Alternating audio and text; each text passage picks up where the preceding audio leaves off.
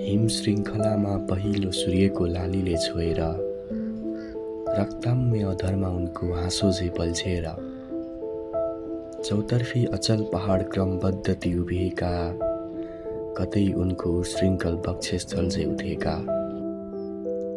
क्षणभरमै बाफिएर थाकिएको ती हिमालका सौन्दर्य झै उनको वैशालु यौवनले मलाई क्षणभर लोभ्याउला। पाखामा पनि रमाउँदै फुलेका फूलको महक चाहिँ मनमोहक उनको बदनमा त्यसरी नै अल्झिरहँला।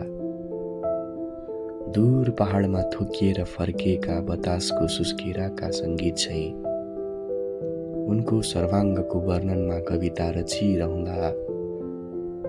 सुनकोसीको अविरल छाल बनी उनी बहिरहँदा बलेफी बगरको ढुङ्गा झैँ उनीसँग समाहित हुन पर्खिरहँला।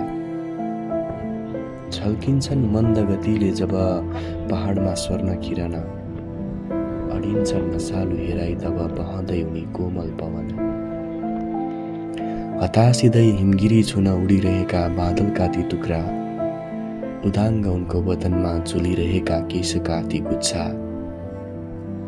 यो अद्भुत सृजना होला कसको, कुनै परीको हो या स्वयं ब्रह्माजीको।